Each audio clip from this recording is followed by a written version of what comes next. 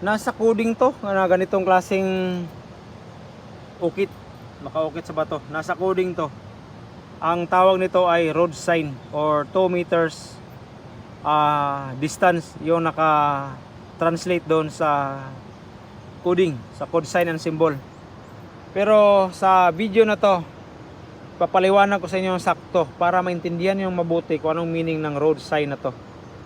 Ganito lang siya mga boss, paano ihambing to actual area. Sa mga matagal na sa mga videos ko, matagal na dito nakasubscribe sa channel ko, alam niyo na kung paano ko siya ihambing o i-translate o ipaliwanag kung saan to sakto mahanap.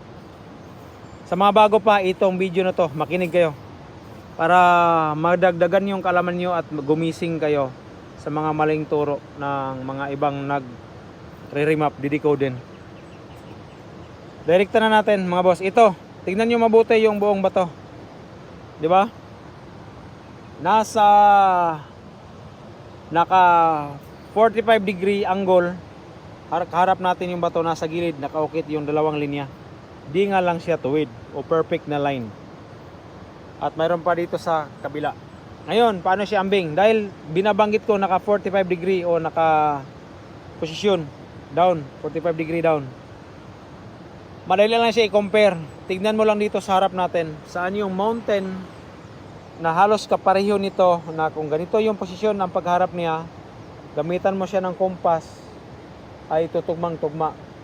Pero kahit di mo na siya gamitan ng kompas, ganito lang, titignan mo dito at hanapin mo sa harap niya ang kapareho, ganito. Yan, kagaya nito. Ayun o, yung bundok na yan. Yan. Yung bundok na yan ang binabanggit sa marker na to. At paano to siya? Ano ang explanation na to? Dahil sinasabi nating road sign. Nasa coding yan. Ang binabanggit nito, dalawang patay na kanal. Patay na kanal.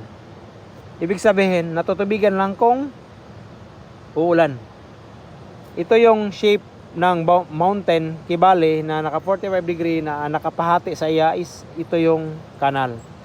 So ibig sabihin, yung bundok na yan ay mayroong prospected na may nilagay dyan dahil inukita nila dito ang bato nakaharap mismo. Estimate natin distansya, aabot siya ng mga 300 meters yung distansya galing dito. Yung paanan ng bundok na yan. Pero kung aakitin mo, siguro titignan natin nasa mga 400 meters ata ang distansya galing dito. Ayan siya mga boss. At ganun lang din yung paliwanag doon sa isang linya na doon. Ganun siya. Ulitin ko, road sign pero patay na kanal ang meaning nito. At tignan mo dito, walang data na klaro na malaki. So, ibig sabihin, pagpunta mo doon, didikitan mo ng kompas to, punta ka doon sa actual na mountain, sa Pangpang. Hanapin mo yung dalawang kanal na yon na ganitong posisyon. Kung anong declare sa kompas, halimbawa east-west, pag dikit mo doon sa kompas, yung kanal na kagaya nito, dalawa east-west, na nadidistansya siya kanya, ibig sabihin, yun na mismo yung kanal na hinahanap mo dito. Halos makadikit. At yung kurba dito, ganun lang din yung kukunan mo ng detalye bawat kurba dito at ihambing mo doon sa actual site, malalaman mo na yun na mismo yung kanal na hinahanap na inukit nila dito sa bato.